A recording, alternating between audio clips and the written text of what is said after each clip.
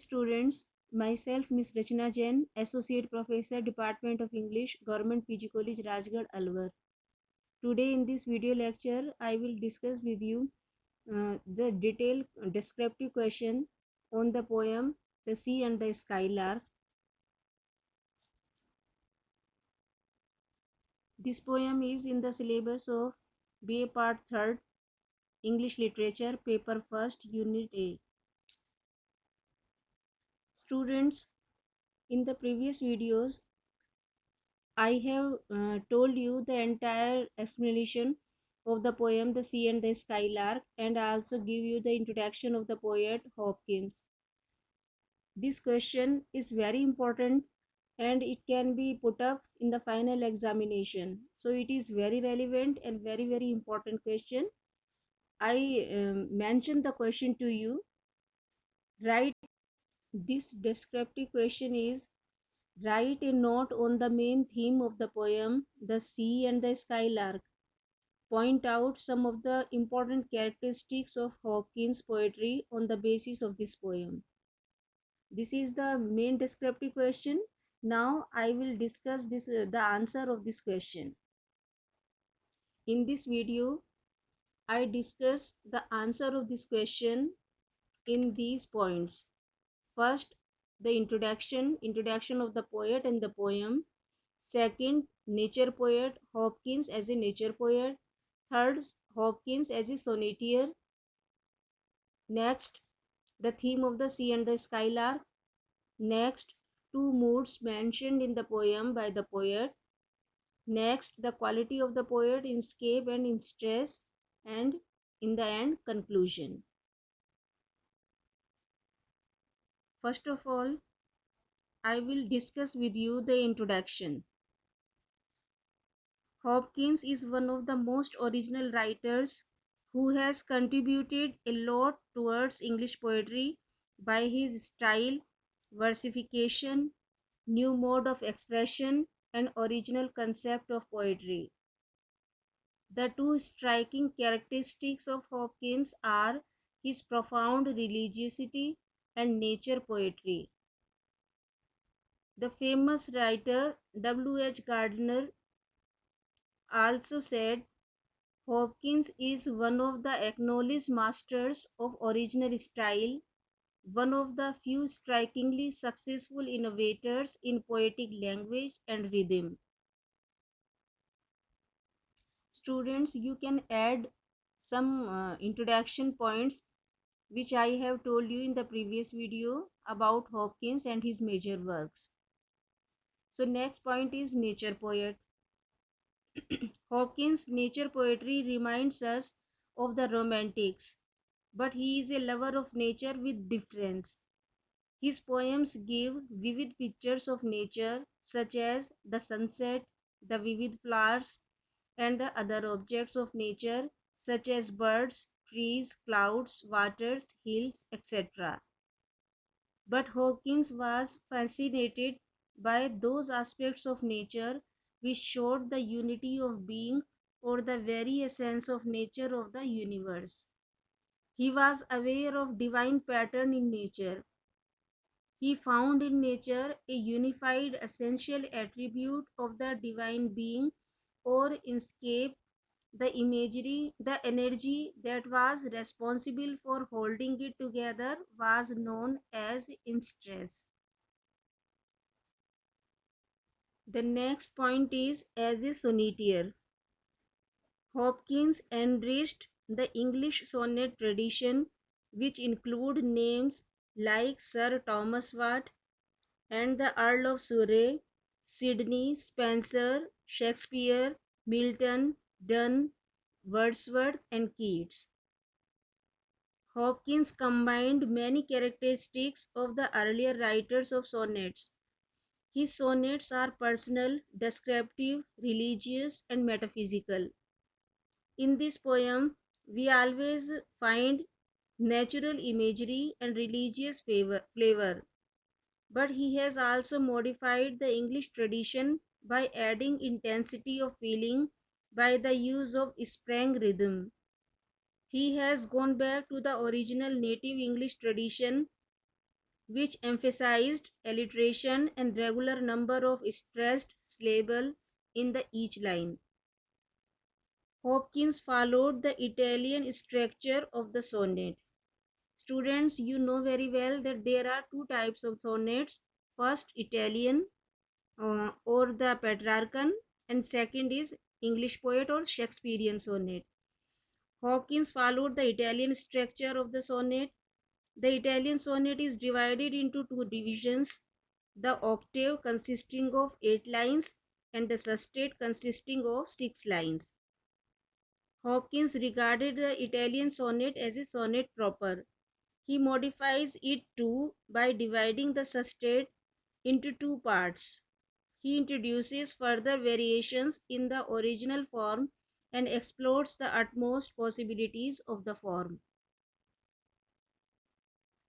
Next point is the theme of the poem, The Sea and the Skylark. The Sea and the Skylark is a sonnet on the Italian pattern. In this poem, the poet expresses joy in nature as represented by the sea and the skylark. But this joy is nullified by his disappointment with the way human beings lead their lives in modern town. The poem presents a contrast between a life giving purity of nature and the ugly and sordid civilization as it is represented by the modern town.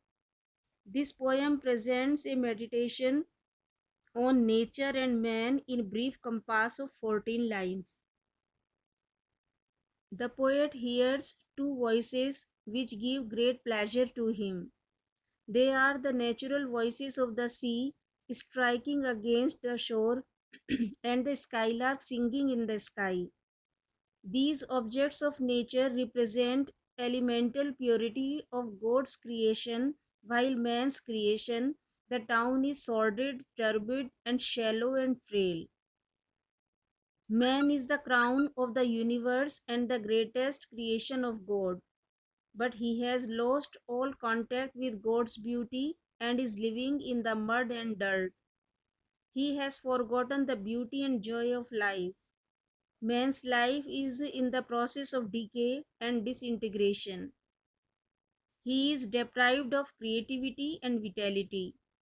It appears that man is returning to the original slime from which he was created. Thus, this poem presents the reality of the polluted towns and the rivers which Hopkins was to experience in the industrial Lancashire. The sonnet was written in 1877 in a seaside town a few miles from St. Bruno's College, where Hopkins lived for 3 years, uh, from 1874 to 1877, to complete his theological studies. The next point is two moods. The two moods which are described in the poem. The poet is joyous and happy when he sees the sea and the skylark. He keenly observes the phenomena of nature which are seen through two objects. First, the sea waves striking against the shore, and the skylark soaring high in the sky and pouring out her soul in the most spontaneous manner. But soon the mood changes when the poet meditates on the lift of man in a modern industrial town. Hopkins sees the sign of decline and feels highly distressed at the predicament of human beings. Next point is stylistic devices, which can we say stylistic means figurative language, poetic devices. Hopkins introduced new techniques and was quite fond of modeling the instrument of language for his needs. The most noticeable characteristic of the poet is the use of alliteration and onomatopoeia. Each line abounds with the repetition of the sonnets. See the reoccurrence of alphabet F and alphabet L sounds in the following lines. With the flood or a fall, lo, lul, or all roar. So we can see the reoccurrence of the alphabet F and L in this line. In the same way, here is an example of the repetition of K and W sounds. For example, in crisps of curl of wild winch whirl and pour. The pure ecstasy of the skylark is suggested in the poem. Similarly, skillful patterning of vowel and consonants are able to give the effect of slowness and bigness both. On the other hand, Hopkins is fond of combining new words and phrases. These phrases lead to a lot of confusion and sometimes represent a total chaos of meanings. In this poem, in the lines 6 or 7, he uses the phrases rash, fresh, new skinned. He had to give a very long explanation justifying these phrases, which made the poem very difficult to an average reader. Next point is inscape and instress. These two words describe the aesthetic discovery of great importance. In the description of nature, mere vague impression of nature beauty is not sufficient. Inscape is a definite pattern the poet sees in nature. Instress is the effect on the artist's mind of the perception of inscape. So inscape means a design or pattern. He found them in nature, shape, sound, light, color, all reveal the infinite energies of God. Man sees many patterns and perceptions in nature, art, and poetry. The devices adopted by Hopkins in his poetry are the use of compound adjectives, inversions of the word order, etc. These devices help support the undercurrents of energies of the poet. They bind the whole creation into a distinct unity. Last point is conclusion. Commenting on Hopkins' contribution, W. H. Gardner writes, of Hopkins the poet, it may be observed that he succeeded in breaking up by a kind of creative violence an outworn convention. He led poetry forward by taking it back to its primal linguistic origins. The two things that strike most in his poetry are the strangeness of his style and the genuineness of his poetic gift. In his poetry, we discover a man of unusual gift and integrity, both intellectual and moral.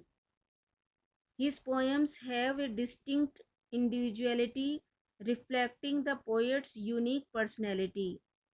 He broke out of the bounds of the Victorian poetry by completely abandoning the prevailing elegiac notes so plentifully found in both Tennyson and Matthew Arnold. So students, this was the descriptive question including the theme of the poem The Sea and the Skylark and some special characteristics of the poet. Thank you for listening to my presentation. I hope you enjoyed it. Thank you.